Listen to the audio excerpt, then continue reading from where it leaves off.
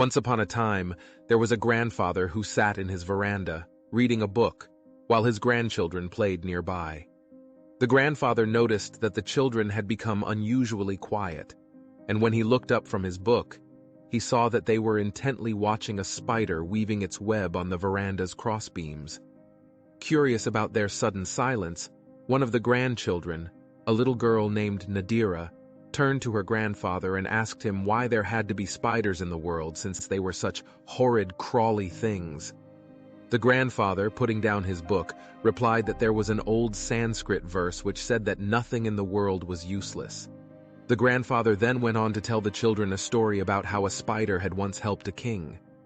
Many years ago, in the kingdom of Madhya, there lived a king named Yashpal, who loathed all insects and considered them to be a mere nuisance in life. He even went so far as to give orders to exterminate all insects in his kingdom. One day the kingdom was invaded, and King Yashpal's army was badly defeated. The king, along with a few trusted followers, had to flee for their lives. To escape their pursuers, they hid in a forest, but they couldn't sleep because of the swarms of mosquitoes that kept them awake. However, this turned out to be a stroke of luck, because it enabled the king to hear his adversaries creeping up on them through the undergrowth. The king and his men had to move deeper into the forest to evade their pursuers. After some time, they came to the foothills, but the barren slopes offered scant hiding places. Then, one of the king's men discovered a small cave partly obscured by boulders.